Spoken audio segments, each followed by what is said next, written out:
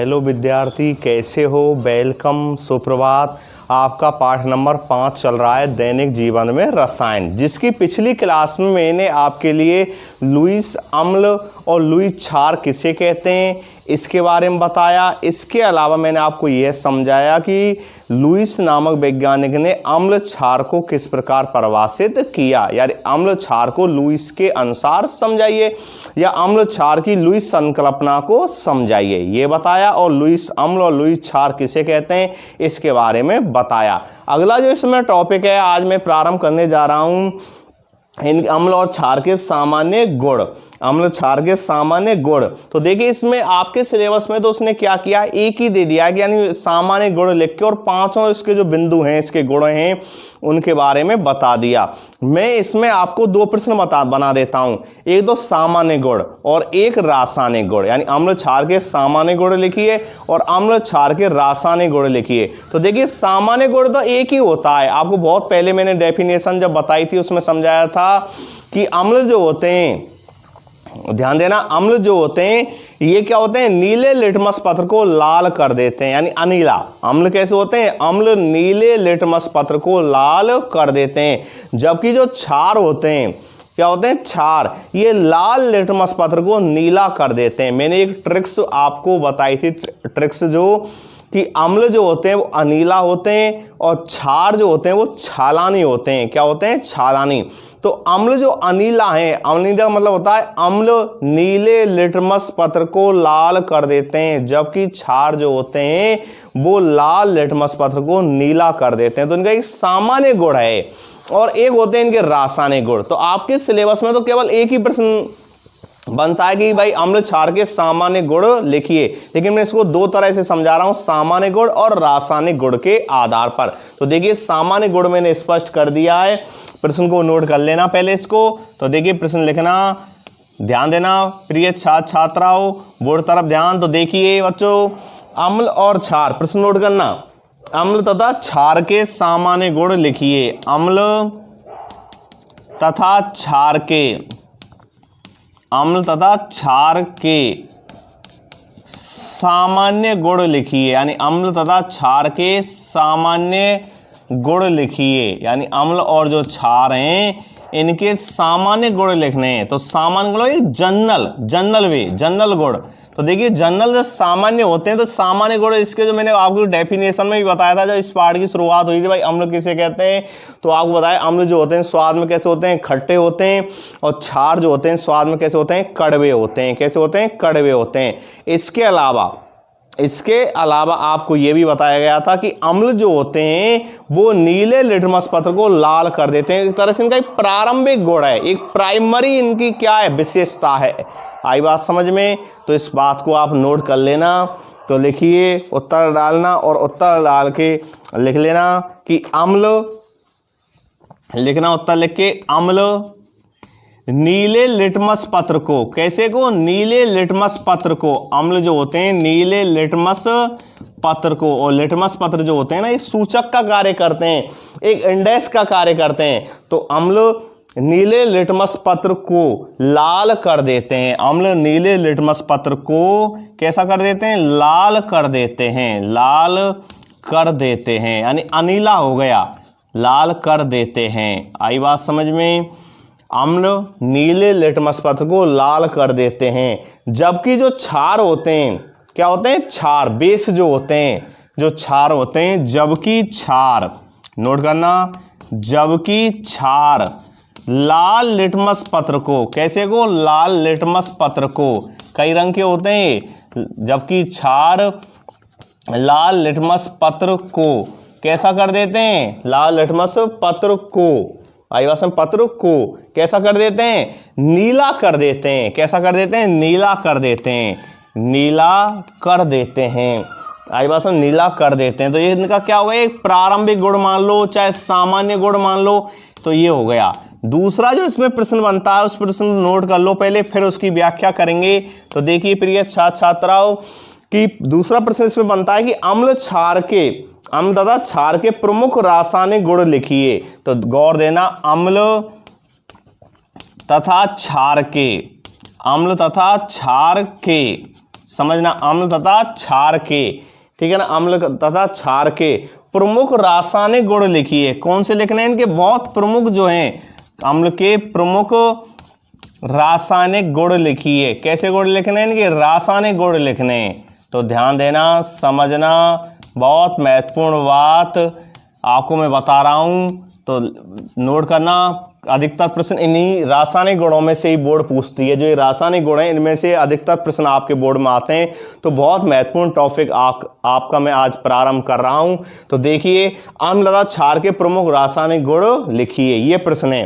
तो देखिए, नोट करना, पहले समझ लो, आप पहले समझ लेते हैं और उसके बाद फिर आपको इसमें विस्तार से इसको लिखाएंगे। तो पहले समझो आप कि अम्ल और क्षार जो होते हैं, अम्ल हो या क्षार हो, अम्ल या क्षार, पहला गुण बता रहा हूं रासायनिक गुण में, 4 गुण इनके बारे में बताऊंगा। एक इनका सामान्य गुण हो गया जो मैंने ऊपर लिखा दिया है आपके लिए। तो देखिए, अम्ल या क्षार धातुओं से क्रिया करके, अम्ल और क्षार जो होते हैं ये धातुओं से क्रिया करके हाइड्रोजन तथा हाइड्रोजन गैस, कौन सी गैस? हाइड्रोजन गैस तथा लवण का क्या करते हैं? निर्माण करते हैं। समझना, गौर देना कि अम्ल या क्षार, अम्ल हो सकते हैं चाहे क्षार हो सकते हैं, अम्ल या क्षार जब धातुओं से क्रिया करते हैं तो क्या बनाते हैं? लवण प्लस हाइड्रोजन गैस, यानी लवण का निर्माण करते हैं और हाइड्रोजन गैस का निर्माण करते हैं। कि जो अम्ल और क्षार जो होते हैं ये धातुओं से क्रिया करके हाइड्रोजन गैस और क्या बनाते हैं? लवण बनाते हैं। तो देखिए, इसको लिख लेना और इसको मैं आपको लिखा देता हूं पहले, और उसके बाद फिर इसकी रासायनिक अपक्रियाओं द्वारा पूरा विस्तार कब बताएंगे। तो देखिए, उत्तर लिख के और नंबर 1 गुण है इसका, तो नंबर 1 डाल लेना इसमें। तो लिखना कि अम्ल धातुओं से, दोनों प्रश्नों में एक में ना जॉइंट करके दोनों में लिखा देता हूं। पहले अम्ल के बारे में बता देता हूं और फिर क्षार के बारे में। पहले अम्ल के बारे में सुन लीजिए और फिर क्षार के। बात एक ही है, अम्ल धातुओं से क्रिया करेगा, क्या बनाएगा? लवण एवं हाइड्रोजन गैस। क्षार भी धातुओं से क्रिया करेगा तो क्या बनाएगा? लवण एवं हाइड्रोजन गैस। लेकिन आपको समझाने की दृष्टि से मैं इनको भिन्न भिन्न लिखा देता हूं। तो देखिए, अम्ल धातुओं से क्रिया करके, अम्ल धातुओं से क्रिया करके, कोई भी धातु हो सकता है, अम्ल धातुओं से क्रिया करके, अम्ल धातुओं से क्रिया करके क्या बनाते हैं? मैंने अभी बताया है, क्रिया करके क्या बनाते हैं? लवण तथा हाइड्रोजन गैस बनाते हैं। यानी क्या बना देते हैं? लवण बना देते हैं। लवण तथा हाइड्रोजन गैस बनाते हैं, लवण तथा हाइड्रोजन गैस बनाते हैं। गौर देना, बहुत महत्वपूर्ण बात, लवण तथा हाइड्रोजन गैस बनाते हैं।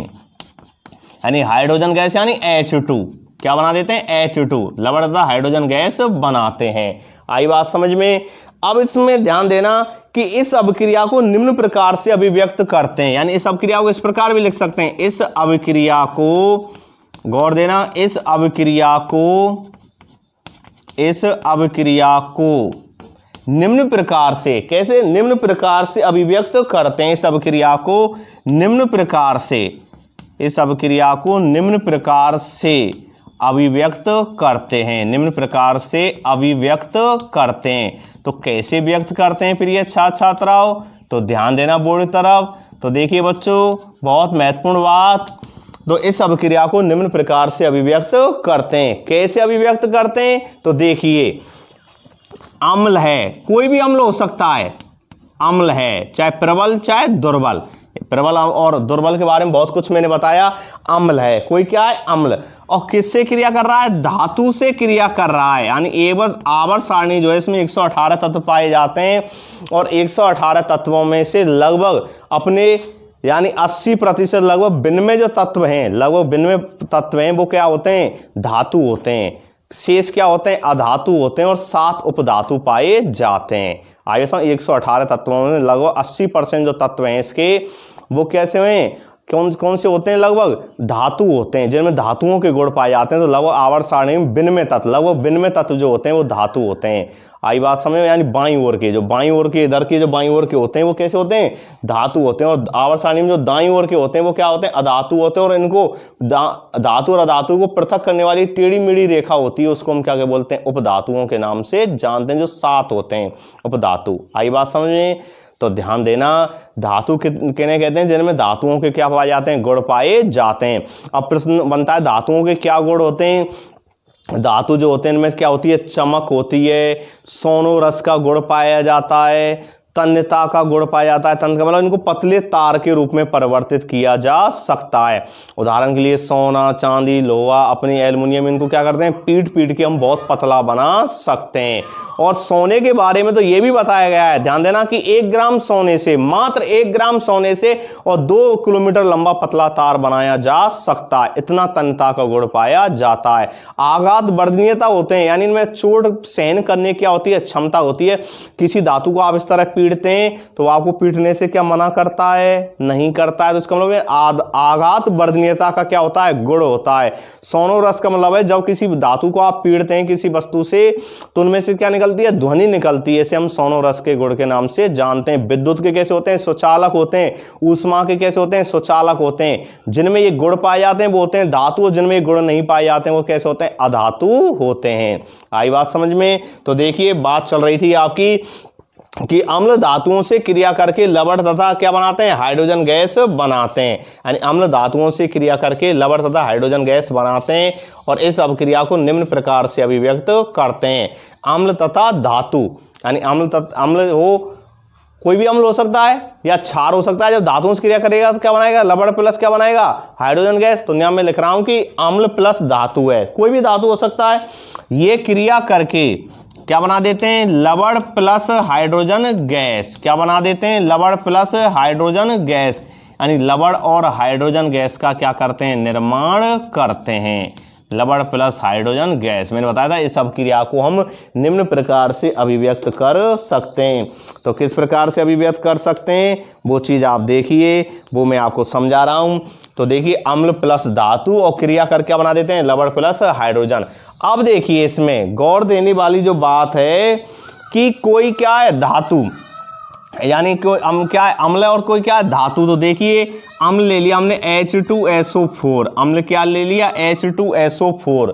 H2SO4 यानी सल्फ्यूरिक अम्ल, प्रबल अम्ल का भी उदाहरण है। मैंने बताया था कि प्रबल अम्ल, और प्रबल अम्ल में मैंने बताया था आपके लिए कि जो जलीय विलयन में, यानी बे अम्ल जो जलीय विलयन में आयनित होकर अधिक संख्या में, यानी बे अम्ल जो जलीय विलयन में, कैसे विलयन में, जलीय विलयन में आयनित होकर और अधिक संख्या में क्या देते हैं, एच आयन देते हैं, क्या कहलाते हैं, प्रबल अम्ल कहलाते हैं। और जो क्या होते हैं, जल में घुलकर आंशिक रूप से कम मात्रा में या कम संख्या में एच आयन देते हैं तो क्या कहलाते हैं, दुर्बल अम्ल। और मैंने आपको बताया था कि प्रबल अम्ल आपके सिलेबस के अनुसार, यानी हसना प्रबल है, एक ट्रिक्स बताई थी मैंने, हसना प्रबल है।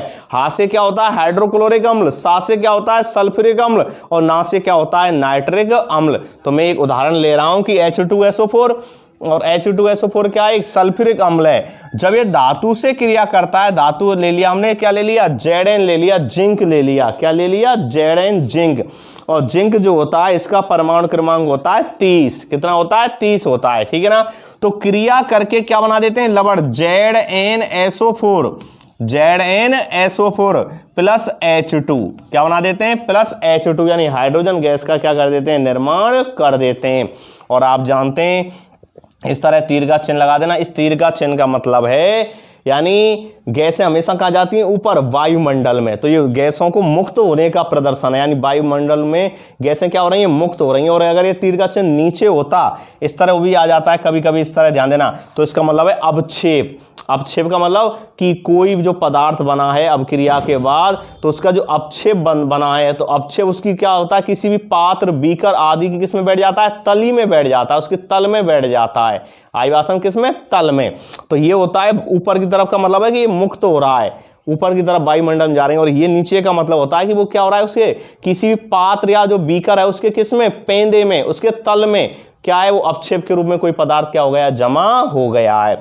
तो ध्यान देना, समझना, बहुत महत्वपूर्ण बात कि H2SO4, और H2SO4 क्या होता है, सल्फ्यूरिक अम्ल होता है। क्या होता है, सल्फ्यूरिक अम्ल होता है। और Zn क्या हो गया, धातु, क्रिया करके क्या बना दिया, ZnSO4 यानी जिंक सल्फेट बना दिया। क्या बना दिया, जिंक सल्फेट। और प्लस क्या, H2 यानी हाइड्रोजन गैस का निर्माण कर दिया। आई बात समझ में, क्या कर दिया, हाइड्रोजन गैस का निर्माण कर दिया। आई बात समझ में। तो ध्यान देना, समझना कि H2SO4 क्या है, अम्ल है, Zn क्या है, एक धातु है, क्रिया करके क्या बनाए, लवण और हाइड्रोजन गैस। तो मैंने वही बात बता दी कि अम्ल धातुओं से क्रिया करके लवण तथा हाइड्रोजन गैस बनाते हैं और इस अभिक्रिया को हम निम्न प्रकार से अभिव्यक्त करते हैं, अम्ल प्लस धातु और अभिक्रिया के बाद लवण प्लस हाइड्रोजन गैस और H2SO4 और Zn क्या हो गया, धातु, जिसका परमाणु क्रमांक मैंने बताया कितना होता है, 30। कितना होता है, 30।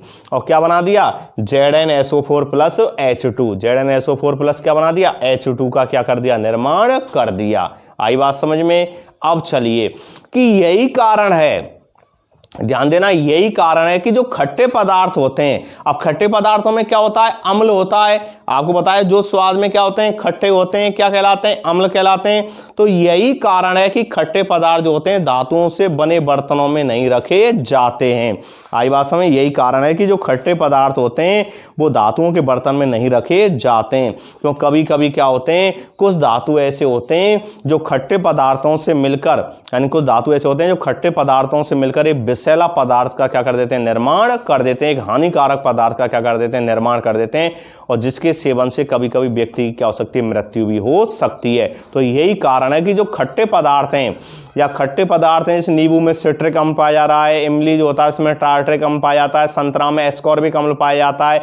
तो ऐसे खट्टे पदार्थ जो होते हैं ये हमेशा धातुओं के पात्रों में नहीं रखे जाते हैं, क्योंकि कभी कभी धातुओं के पात्र में जो क्रिया करके बनाएंगे लवण और हाइड्रोजन गैस और लवण जो होते हैं कुछ कैसे होते हैं, विषैले भी, इनका विषैले लवणों का भी निर्माण हो जाता है जो हमारी सेहत के लिए कैसे होते हैं, हानिकारक होते हैं। तो इस लाइन को भी नोट कर लेना कि यही कारण है, समझना, यही कारण है, नोट करना इस बात को, यही कारण है कि खट्टे अम्लीय पदार्थ, यही कारण है कि खट्टे अम्लीय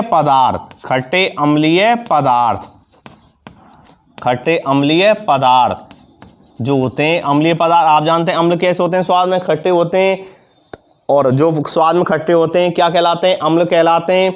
तो यही कारण है खट्टे अम्लीय पदार्थ धातु के बर्तन में नहीं रखे जाते हैं, यानी खट्टे अम्लीय पदार्थ जो धातु होता है, धातु से बने बर्तन होते हैं, धातु के बर्तन में नहीं रखे जाते हैं, यानी धातुओं के बर्तन में नहीं रखे जाते हैं। आई बात समझ में। तो इस चीज़ को आप नोट कर लेना कि यही कारण है खट्टे अम्लीय पदार्थ धातु के बर्तन में नहीं रखे जाते हैं। आई बात समझ में। इसी प्रकार कुछ क्षार जो होते हैं वो भी क्या होते हैं, यानी क्या करते हैं, धातु से अभिक्रिया करके हाइड्रोजन गैस का निर्माण करते हैं। आई बात समझें कि कुछ धातु भी क्या, जो क्षार होते हैं वो भी धातु से अभिक्रिया करके क्या बना देते हैं, हाइड्रोजन गैस बना देते हैं। आई बात समझ में। तो ध्यान देना, कुछ क्षार भी धातु से अभिक्रिया करके क्या बना देते हैं, हाइड्रोजन गैस और क्या बना देते हैं, लवण बना देते हैं। क्योंकि सभी जो धातुओं की क्षारों के साथ अभिक्रिया में हाइड्रोजन गैस नहीं बनती है, इसलिए मैंने कुछ बोला है कि जो सभी जो धातुएं वो क्षारों से क्रिया करके हाइड्रोजन गैस का निर्माण नहीं करते हैं, इसलिए मैंने कहा है कुछ क्षार। तो लिख लेना इस बात को कि कुछ क्षार जो होते हैं, कुछ क्षार जो होते हैं, कुछ क्षार भी धातु से अभिक्रिया करके, कुछ क्षार भी धातु से, किससे, धातु से अभिक्रिया करके, कुछ क्षार भी धातु से अभिक्रिया करके, कुछ क्षार धातु से भी अभिक्रिया करके क्या बनाते हैं, हाइड्रोजन गैस बनाते हैं। अभिक्रिया करके क्या बना देते हैं, अभिक्रिया करके लवण तथा हाइड्रोजन गैस बनाते हैं। इस बात को, लवण को भी जोड़ देना, लवण तथा हाइड्रोजन गैस बनाते हैं। कुछ धातु ऐसे होते हैं जो क्षारों से साथ क्रिया तो करते हैं लेकिन क्या नहीं बनाते हैं, हाइड्रोजन गैस का निर्माण नहीं करते हैं। आई बात समझे। इसलिए मैंने सभी धातु ना लिखकर कुछ क्या लिखा है, कुछ क्षार लिखा है। आई बात समझ कि कुछ क्षार भी धातु से अभिक्रिया करके हाइड्रोजन गैस बनाते हैं, क्योंकि जो सभी धातु होते हैं वो क्षारों के साथ अभिक्रिया में हाइड्रोजन गैस का निर्माण नहीं करते हैं। आई बात समझ में। तो उदाहरण देखिए कि एक धातु ले लिया, धातु यही ले लो Zn, जिंक ले लिया, और क्षार ले लिया कौन सा, NaOH, कौन सा ले लिया, NaOH यानी सोडियम हाइड्रोक्साइड, प्रबल क्षार है। क्या है, प्रबल क्षार है। और अभिक्रिया करके बनाता है ये सोडियम जिंकेट। क्या बना देता है? सोडियम जिंकेट, यानी Na2ZnO2 प्लस H2। तो ये जो बना है ये क्या है? सोडियम जिंकेट है। क्या है? सोडियम जिंकेट, यानी लवण है, और लवण में भी क्या है? सोडियम जिंकेट बना है। ये आई बात समझ? लवण और हाइड्रोजन गैस तो बन गई, सोडियम जिंकेट है। तो सोडियम जिंकेट का सूत्र क्या होता है? Na2ZnO2 sodium zincate. आई बात समझ? Sodium zincate. ये क्या है? Zn है, जिंक धातु है कोई, और NaOH क्या है? क्षार है, और क्षार कैसा है? प्रबल है। NaOH sodium hydro oxide, sodium hydro oxide. तो ये क्या है? क्षार हो गया। क्या हो गया? क्षार। और क्या बना दिया? सोडियम जिंकेट बना दिया। सोडियम जिंकेट मतलब लवण, और प्लस हाइड्रोजन गैस का क्या कर दिया? निर्माण कर दिया। तो कुछ क्षार भी धातु से अभिक्रिया करके क्या बना देते हैं? अभिक्रिया करके लवण एवं हाइड्रोजन गैस का निर्माण करते हैं। आई बात समझ में? तो ये पहला इसका रासायनिक गुण बता दिया मैंने कि अम्ल और जो क्षार होते हैं धातुओं से क्रिया करके लवण तथा हाइड्रोजन गैस का क्या करते हैं? निर्माण करते हैं। अब इसमें एक प्रश्न बनता है, उस प्रश्न को मैं बाद में लिखाऊंगा।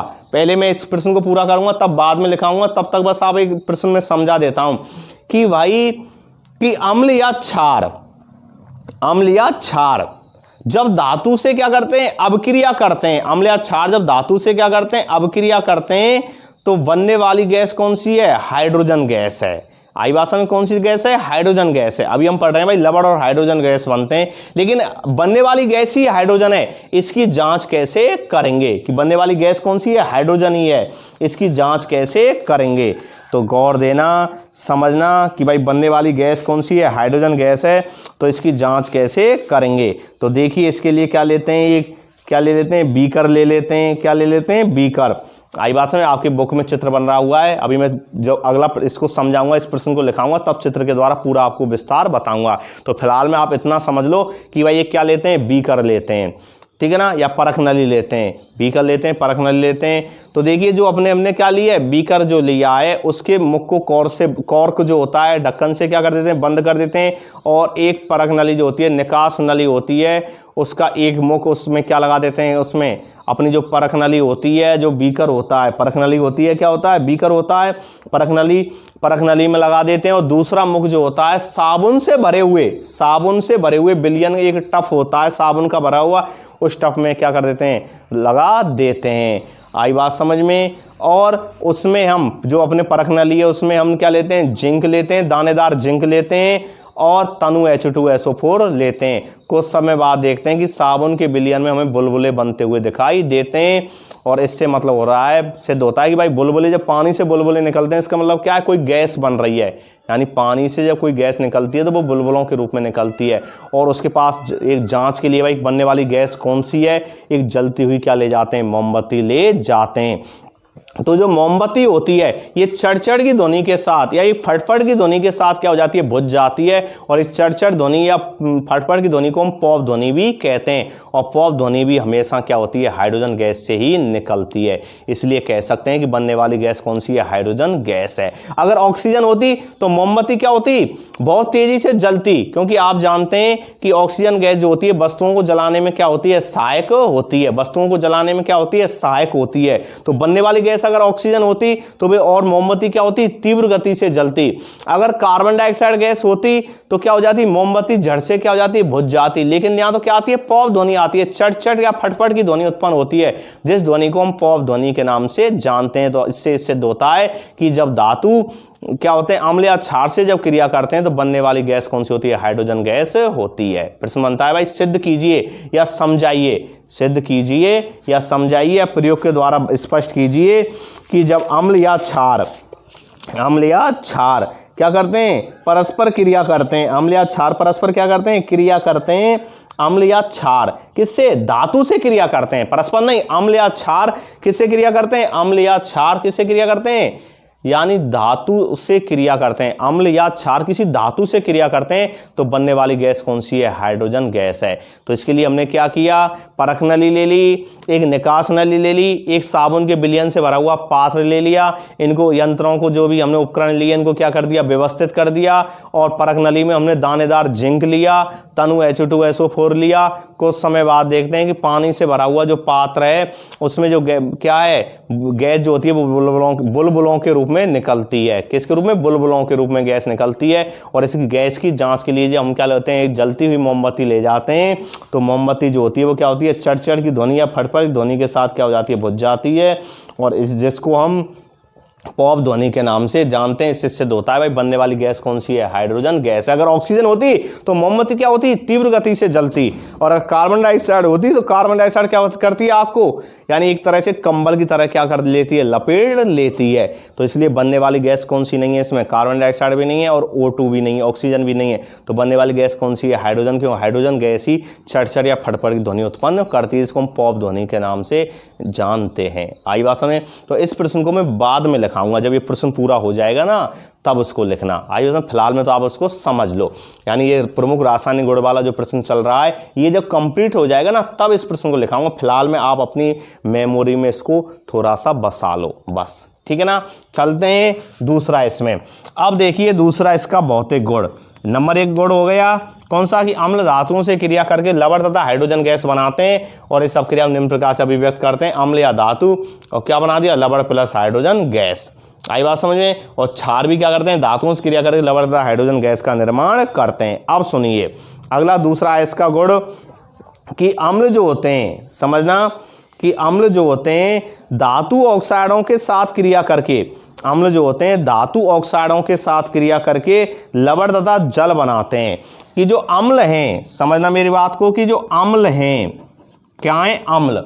अम्ल जो होते हैं धातु ऑक्साइडों के साथ, धातु ऑक्साइड किन्हें कहते हैं? कि जब धातु ऑक्सीजन के साथ क्रिया करते हैं तो धातु ऑक्साइडों का क्या होता है? निर्माण होता है। जो Zn है, Zn क्या है? धातु।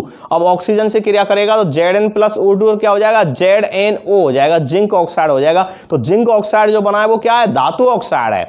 क्या है? धातु ऑक्साइड। समझने को वैसे आपके सिलेबस में नहीं, आप समझो आपके सिलेबस में उसने दिया है कि अम्ल धातुओं से क्रिया कर, अम्ल जो होते हैं धातु ऑक्साइडों से क्रिया करके, अम्ल जो होते हैं धातु ऑक्साइडों से क्रिया करके क्या बना देते हैं? लवण तथा जल बना देते हैं। अब आपको समझ में भाई धातु ऑक्साइड क्या होता है? कि धातु जब ऑक्सीजन के साथ क्रिया करते हैं, धातु जब ऑक्सीजन के साथ क्या करते हैं? क्रिया करते हैं तो धातु ऑक्साइडों का क्या होता है? निर्माण होता है। जब Zn प्लस O2 क्या हो जाएगा? ZnO हो जाएगा। Ca कैल्शियम प्लस O2 क्या हो जाएगा? Ca हो जाएगा, कैल्शियम ऑक्साइड हो जाएगा। आई बात समझ में? तो ये धातु ऑक्साइड हैं। तो इस बात को लिख लो पहले आप कि अम्ल धातु ऑक्साइडों के साथ, अम्ल धातु ऑक्साइडों के साथ, अम्ल धातु ऑक्साइड, जो धातु ऑक्साइड होते हैं और धातु ऑक्साइडों के बारे में मैंने अभी बताया है कि धातु ऑक्साइड का होते हैं जब धातु ऑक्सीजन के साथ क्रिया करते हैं तो धातु ऑक्साइडों का निर्माण होता है। तो अम्ल धातु ऑक्साइडों के साथ अम्ल धातु ऑक्साइडों के साथ क्रिया करके क्या करते हैं? क्रिया करके क्या बनाते हैं? लवण तथा जल बनाते हैं। लवण तथा क्या बनाते हैं? जल बनाते हैं। आई बात समझ? लवण तथा जल बनाते हैं। बहुत महत्वपूर्ण बात, लवण तथा क्या बनाते हैं? जल बनाते हैं। पहले हमने क्या पढ़ा कि अम्ल या क्षार जब धातुओं से क्रिया करते हैं तो क्या बना देते हैं? लवण तथा हाइड्रोजन गैस। और अब क्या पढ़ रहे हैं कि अम्ल धातु ऑक्साइडों के साथ क्रिया करके, अम्ल जो होते हैं धातु ऑक्साइडों के साथ क्रिया करके क्या बनाते हैं? लवण तथा जल बनाते हैं। आई बात समझ में? और नोट करना इस अभिक्रिया को, यानी इस अभिक्रिया को नोट कर लेना, इस अभिक्रिया को, ठीक है ना। इस अभिक्रिया को क्या करते हैं? इस अभिक्रिया को निम्न प्रकार से, यानी इस अभिक्रिया को निम्न प्रकार से अभिव्यक्त करते हैं। इस अभिक्रिया को निम्न प्रकार से, किससे? निम्न प्रकार से अभिव्यक्त करते हैं या व्यक्त करते हैं। तो गौर देना, बहुत महत्वपूर्ण बात है ये, समझना। अभिव्यक्त करते हैं। कि अम्ल जो होते हैं धातु ऑक्साइडों के साथ क्रिया करके लवण तथा जल बनाते हैं और इस अभिक्रिया को निम्न प्रकार से अभिव्यक्त करते हैं कि जो अम्ल होते हैं जब ये धातु ऑक्साइडों के साथ क्रिया करते हैं, अम्ल जो होते हैं जब ये धातु ऑक्साइडों के साथ क्रिया करते हैं तो क्या बना देते हैं, लवण तथा जल बनाते हैं। आई बात समझ में। पहला कौन सा पॉइंट समझाया कि अम्ल या क्षार जब धातुओं से क्रिया करते हैं तो क्या बनाते हैं, लवण प्लस हाइड्रोजन गैस, और हाइड्रोजन गैस का बनने वाली गैस हाइड्रोजन भी गैस है, तो इसके बारे में भी मैंने आपको बताया जलती हुई मोमबत्ती वाला प्रयोग। इसको प्रश्न को मैं अभी बाद में लिखाऊंगा, पहले जब ये प्रश्न पूरा हो जाएगा। हाइड्रोजन की बनने वाली गैस हाइड्रोजन, किस तरह उसका प्रयोग है उसका पूरा विस्तार में जब लिखाऊंगा बाद में। तो देखिए तो निम्न प्रकार से अभिव्यक्त करते हैं। तो देखिए ऊपर लिखना अब, तो देखिए आपको लिखा दिया कि अम्ल धातु ऑक्साइडों से साथ क्रिया करके क्या बना देते हैं, लवण तथा क्या बनाते हैं, जल बनाते हैं और इस अभिक्रिया को निम्न प्रकार से अभिव्यक्त करते हैं। तो देखिए कैसे व्यक्त करते हैं, लिखना कि धातु ऑक्साइड, क्या धातु ऑक्साइड, अब धातु ऑक्साइड किसके साथ क्रिया कर रहे हैं, धातु ऑक्साइड जो होते हैं ये अम्लों के साथ क्रिया करते हैं, धातु ऑक्साइड प्लस अम्ल, और क्या बना देते हैं, लवण प्लस जल, क्या बना देते हैं, लवण प्लस जल। तो लिख लेना, इस बात को नोट कर लेना, लवण प्लस जल कि धातु ऑक्साइड जब अम्ल के साथ क्रिया करते हैं, किसके साथ क्रिया करते हैं, अम्ल के साथ, तो क्या बना देते हैं, लवण प्लस जल। तो अब क्रिया लिखना है इसकी, उदाहरण से समझ में आ जाएगी कि कॉपर ऑक्साइड है, CuO, कॉपर ऑक्साइड हो गया। आई बात समझ में, यानी कॉपर ने ऑक्सीजन के साथ क्रिया की तो क्या बन गया, कॉपर ऑक्साइड। कॉपर ऑक्साइड क्या हो गया, धातु ऑक्साइड हो गया, क्या हो गया, धातु ऑक्साइड। और जब ये HCl के साथ, इसके साथ HCl के साथ क्या करता है, अभिक्रिया करता है, किसके साथ अभिक्रिया करता है, HCl के साथ अभिक्रिया करता है, तो क्या बना देता है, HCl के साथ अभिक्रिया करता है CuCl2, यानी कॉपर क्लोराइड प्लस H2O, क्या बना देता है, H2O, यानी CuCl2, यानी कॉपर क्लोराइड बना देता है। और क्या बना देता है, कॉपर क्लोराइड जो बनाए ये क्या बनाए, अपना क्षार बना, वो लवण बनाए, क्या बनाए, लवण, कॉपर क्लोराइड प्लस क्या बना देता है, जल बना देता है, प्लस क्या बना देता है, जल बना देता है। अब देखिए अब क्रिया बैलेंस कर लेना, यहाँ कॉपर कितना है, 1, यहाँ कितना है, 1, आई समय ऑक्सीजन कितनी है, यहाँ पर 1, यहाँ ऑक्सीजन कितनी है, 1। अब देखिए यहाँ हाइड्रोजन कितना है, 1, यहाँ हाइड्रोजन कितने हैं, 2, और यहाँ क्लोरीन कितनी है, 1, यहाँ क्लोरीन कितने हैं, 2, कितना लगा दें, 2 लगा दें, क्या लगा दें, 2। आई वैसे अब क्रिया कैसे हो गई, बैलेंस में। तो क्या बन गए, ये बनाए धातु ऑक्साइड, क्या बनाए, धातु ऑक्साइड, यानी धातु ऑक्साइड ने क्रिया करके कैसे, अम्ल के साथ, यानी CuO क्या है, धातु ऑक्साइड है, धातु ऑक्साइड है, धातु ऑक्साइड बनाए। धातु ऑक्साइड कैसे बनाए, जब धातु ऑक्सीजन के साथ क्रिया करते हैं तो धातु ऑक्साइड का क्या होता है, निर्माण होता है, जो धातु ऑक्साइड है। और ये अम्ल है, अम्ल से क्रिया करके क्या बना गया, लवण बन गया, ये कॉपर क्लोराइड हो गया, और प्लस क्या हो गया, H2O हो गया, H2O हो गया। आई बात समझ में। अब देखिए लवण प्लस क्या बन गया, जल बन गया। और देखो उदाहरण MgO, magnesium oxide, MgO magnesium oxide, और जब ये H2SO4 के साथ, दूसरा उदाहरण ले लेता हूं, H2SO4 के साथ क्रिया करते हैं तो क्या बना देते हैं, MgSO4 मैग्नीशियम, यानी MgSO4, Mg क्या हो गया, मैग्नीशियम सल्फेट हो गया, Mg मैग्नीशियम सल्फेट हो गया, और प्लस क्या बना देते हैं, H2O का निर्माण करते हैं, जल का। तो ये लवण हो गया मैग्नीशियम सल्फेट, और ये क्या हो गया, जल हो गया। ये क्या हो गया, धातु ऑक्साइड था, MgO क्या है, धातु ऑक्साइड, Mg प्लस O2 और क्या बन गया, MgO बन गया, Mg प्लस O2 क्या बन जाता है, MgO बन जाता है। और ये क्या हो गया, सल्फ्यूरिक अम्ल है, प्रबल अम्ल है, क्या बना है, मैग्नीशियम सल्फेट बना है, प्लस क्या बना है, जल बना है। तो आप जानते हैं कि जब अम्ल धातु ऑक्साइडों के साथ क्रिया करते हैं तो लवण तथा जल बनाते हैं। आई बात समझ में, आई बात समझ में। अब ध्यान देना, एक चीज आपको बता रही थी, एक दिन मैंने उदाहरण दिया था भाई, उदासीनीकरण अभिक्रिया। और उदासीनीकरण अभिक्रिया में अम्ल तथा जो क्षार होते हैं, उदासीनीकरण अभिक्रिया में जो अम्ल क्या होते हैं, क्षार होते हैं, अम्ल तथा क्या होते हैं, क्षार होते हैं। तो अम्ल और क्षार परस्पर क्रिया करके लवण एवं जल बनाते हैं, उसे हम उदासीनीकरण अभिक्रिया कहते हैं। तो देखिए ना, लवण प्लस क्या बना है, जल बना है। तो कुछ बच्चे प्रश्न कर देते हैं कि साहब आप ये कहते हैं कि भाई हमेशा लवण और जल का निर्माण तो किससे होता है, अम्ल तथा क्षार की परस्पर अभिक्रिया से होता है। यानी आप में से ही कुछ बच्चे इस प्रश्न को कर देते हैं पुटअप कि भाई जो अम्ल और क्षार हैं, क्या है, अम्ल और क्षार हैं, और अम्ल और क्षार जब क्या करते हैं, परस्पर अभिक्रिया करते हैं, अम्ल तथा क्षार जो होते हैं वो परस्पर क्या करते हैं, क्रिया करते हैं, तो लवण तथा जल का निर्माण करते हैं, उसे उदासीनीकरण अभिक्रिया कहते हैं। और या यहाँ तक कि भी कह देते हैं भाई हमेशा अम्ल और क्षार ही परस्पर क्रिया करके लवण एवं जल बनाएंगे। तो फिर आप तो ये बता रहे हैं कि भाई धातु ऑक्साइड की जो धातु ऑक्साइड जो होते हैं और अम्लों के साथ क्रिया कर लवण और जल बना देते हैं, ऐसा क्यों? तो सुनिए कि धातु ऑक्साइड जो होते हैं वो हमेशा कैसी प्रकृति के होते हैं, क्षारीय प्रकृति के होते हैं। इस चीज को नोट कर लेना, ये बहुत महत्वपूर्ण बात है कि धातु ऑक्साइड जो होते हैं ये कौन सी प्रकृति के होते हैं, क्षारीय प्रकृति के होते हैं। और अधातु ऑक्साइड होते हैं, अधात्विक ऑक्साइड होते हैं, वो कौन सी प्रकृति के होते हैं, अम्लीय प्रकृति के होते हैं। अधातु ऑक्साइड तो होते हैं हमेशा अम्लीय प्रकृति के, और धातु ऑक्साइड जो होते हैं वो कौन से होते हैं, क्षारीय प्रकृति के होते हैं। कौन सी प्रकृति के होते हैं, क्षारीय प्रकृति के होते हैं।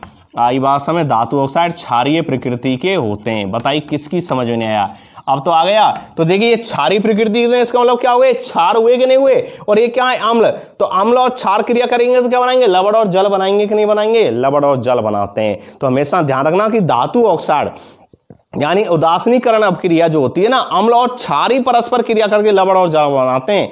लवण और जल का निर्माण हमेशा अम्ल और क्षार से ही होता है, और कोई इसका निर्माण नहीं कर सकता। तो देखिए ये कौन है, धातु ऑक्साइड कौन है, क्षारीय हैं। तो उनकी प्रकृति कैसी होती है, क्षारीय होती है, क्योंकि धातु ऑक्साइड क्षारीय प्रकृति होते हैं। तो ये क्षार हो गए और ये क्या हो गए, अम्ल हो गए, तो क्या बना दिया, लवण और जल का निर्माण कर दिया। इस चीज को भी ध्यान रखना कि धातु ऑक्साइड जो होते हैं वो क्षारीय प्रकृति के होते हैं। अब इसमें और लिख लेना कि अधातु ऑक्साइड जो होते हैं कौन से होते हैं, अधातु ऑक्साइड।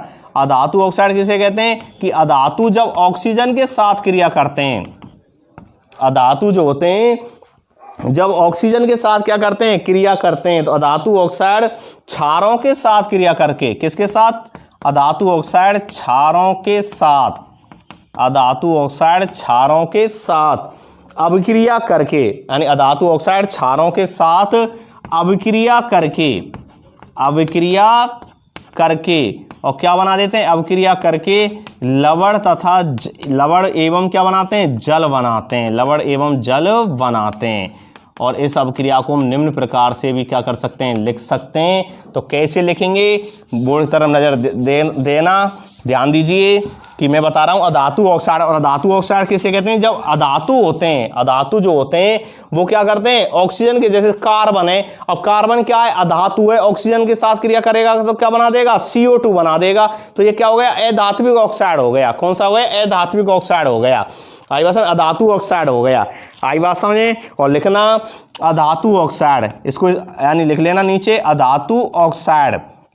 और अधातु जो ऑक्साइड होते हैं, समझना, अधातु ऑक्साइड किसके साथ क्रिया कर रहे हैं, क्षार के साथ क्रिया कर रहे हैं, प्लस क्षार, और क्या बनाएंगे, लवण प्लस जल, लवण प्लस जल। ये भी एक शर्त होती है कि धातु ऑक्साइड हमेशा अम्लों से ही क्रिया करेंगे और अधातु ऑक्साइड हमेशा क्षार से ही क्रिया करेंगे।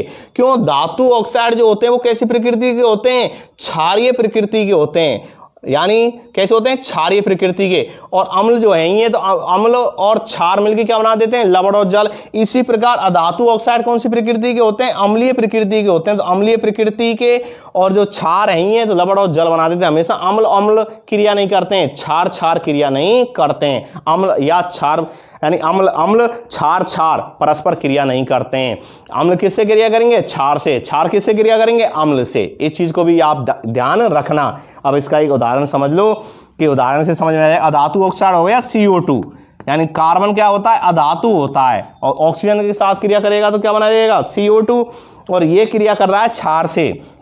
क्षार कौन सा है, CaOH का होल ट्वाइस, कैल्शियम हाइड्रोक्साइड, और कैल्शियम हाइड्रोक्साइड से साथ क्रिया करके क्या बना देता है, CaCO3 कैल्शियम कार्बोनेट, और प्लस जल का निर्माण कर देता है। तो क्या बना है, calcium carbonate, CaCO3 calcium carbonate, और कैल्शियम कार्बोनेट क्या होता है, लवण होता है। तो कैल्शियम कार्बोनेट जो होता है वो लवण है, प्लस क्या है, जल है। और CaOH का होल ट्वाइस क्या होता है, कैल्शियम हाइड्रोक्साइड। ये क्या है, कैल्शियम हाइड्रोक्साइड, यानी कैसे क्षार है, और क्षार में भी कैसा है, दुर्बल क्षार है, कैल्शियम हाइड्रोक्साइड, कैल्शियम हाइड्रोक्साइड। आई भाषा में क्या है, कैल्शियम हाइड्रोक्साइड, यानी कैसा क्षार है, दुर्बल क्षार है। तो क्षार चाहे दुर्बल हो चाहे प्रबल हो, परस्पर जो अम्ल और क्षार जब क्रिया करते हैं, यानी जैसे अम्ल और क्षार क्रिया कर रहे हैं तो लवण और जल बना रहे हैं, या जो अधात्विक ऑक्साइड हैं, अधात्विक ऑक्साइड हैं या धातु ऑक्साइड हैं। अब धातु ऑक्साइड किसके साथ क्रिया कर रहे हैं, अम्ल के साथ क्या बना रहे हैं, लवण प्लस जल।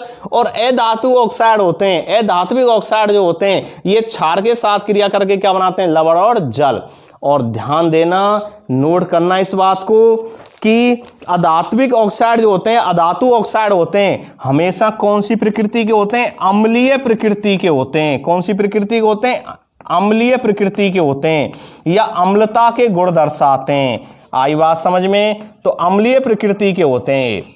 तो इस चीज को आप नोट कर लेना, बहुत महत्वपूर्ण बात मैंने आपको ये बताई, क्योंकि अम्ल और जो अम्ल होते हैं परस्पर क्रिया नहीं कर सकते। क्षार क्षार परस्पर क्रिया नहीं करते। क्रिया किनके मध्य में होती है, क्रिया उनके किसके मध्य में होती है, अम्ल और क्षार के मध्य में होती है। तो अधात्विक जो ऑक्साइड हैं ये हमेशा कौन सी प्रकृति के होते हैं, अम्लीय प्रकृति के होते हैं, क्योंकि अम्ल और क्षार क्रिया करके लवण और क्या बना देते हैं, जल। और धात्विक ऑक्साइड जो होते हैं, धात्विक ऑक्साइड कौन सी प्रकृति के होते हैं, धात्विक ऑक्साइड हमेशा क्षारीय प्रकृति के होते हैं। कौन सी प्रकृति है, क्षारीय। क्योंकि मैंने आपको एक दिन आपको समझाया था कि उदासीनीकरण अपक्रिया, और उदासीनीकरण अपक्रिया में मैंने बताया था कि अम्ल और क्षार परस्पर क्रिया करके लवण और क्या बना देते हैं, जल बना देते हैं। तो महत्वपूर्ण बिंदु यह है, कुछ बच्चे प्रश्न कर देते हैं, कमेंट्स बॉक्स में लिख देते हैं, सर आपने यह बताया था कि वे अम्ल और क्षार परस्पर क्रिया करके लवण और जल बनाते हैं, और लवण जल का जहां निर्माण होगा उसका मतलब है कि अम्ल और क्षार ने परस्पर क्या की होगी, क्रिया की होगी। समझना इस बात को, अम्ल और क्षार जब परस्पर क्रिया करते हैं तो क्या बनाते हैं, लवण और जल बनाते हैं। और लवण और जल जहां बने होंगे इसका मतलब है अम्ल और क्षार ने क्या की, क्रिया की। फिर आप ऐसा क्यों बता रहे हैं कि भाई धातु ऑक्साइड जो अम्ल होते हैं लवण और जल बना देते हैं, और अधातु ऑक्साइड जो होते हैं ये क्षार के साथ क्रिया करके लवण और जल बना देते हैं। तो मैंने इसलिए स्पष्ट किया है कि जो धातु ऑक्साइड होते हैं ये हमेशा क्षारीय प्रकृति के होते हैं। धातु ऑक्साइड कौन सी प्रकृति होते हैं, क्षारीय। अब क्षार जो अम्ल के साथ क्रिया करेंगे तो क्या बना देंगे, लवण और जल। तो वही मैंने अब क्रिया लिखी है कि भाई MgO मैग्नीशियम ऑक्साइड जब सल्फ्यूरिक अम्ल के साथ क्रिया करता है तो MgSO4 मैग्नीशियम सल्फेट प्लस जल का निर्माण करता है। और अधात्विक ऑक्साइड जो होते हैं वो हमेशा अम्लीय प्रकृति के होते हैं। कैसे होते हैं, अम्लीय। और अम्ल और क्षार तो क्रिया करके हमेशा क्या बनाते हैं, लवण और जल ही बनाते हैं। आई बात, लवण और क्या बनाते हैं, जल ही बनाते हैं। तो देखिए CO2 कार्बन डाइऑक्साइड। अब कार्बन डाइऑक्साइड क्या है, अधात्विक ऑक्साइड है, क्योंकि जब कार्बन क्या होता है, अधातु होता है, यानी जिनमें धातुओं के गुण नहीं पाए जाते हैं। अभी मैंने थोड़ी देर पहले धातुओं के गुण आपको बताए थे, तो जिनमें धातुओं के गुण पाए जाते हैं वो धात्विक गुण वाले हो गए, और जिनमें धातुओं के गुण नहीं पाए जा रहे हैं वो कैसे हो गए, अधात्विक हो गए। तो अधात्विक जो ऑक्सीजन के साथ क्रिया करेंगे, अधातु ऑक्सीजन के साथ क्रिया करेंगे तो क्या बना देते हैं, अधातु ऑक्साइड का निर्माण कर देते हैं। और अधातु ऑक्साइड CO2 क्षार हो गया कैल्शियम हाइड्रोक्साइड, कैल्शियम हाइड्रोक्साइड। और कैल्शियम हाइड्रोक्साइड जब CO2 के साथ क्रिया करता है तो कैल्शियम कार्बोनेट का निर्माण कर देता है। किसका निर्माण कर देता है, कैल्शियम कार्बोनेट का निर्माण कर देता है।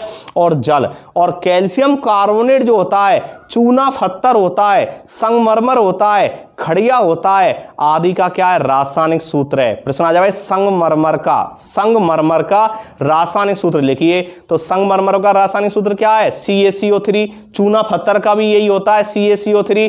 खड़िया जो होती है लिखने की उसका भी यही होता है, CaCO3। आई बात समझ में।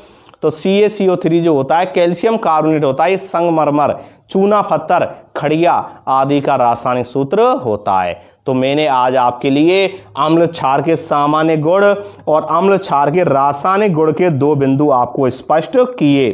शेष इसमें जो 2 बिंदु रह रहे हैं उनके बारे में नेक्स्ट अगली वीडियो में आपको बताएंगे।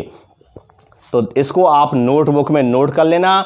और आपकी जो केमिस्ट्री है चल रही है तो बहुत महत्वपूर्ण टॉपिक चल रहे हैं, तो इनको प्रतिदिन आप रिवाइज भी किया करो। थैंक्स। ओके।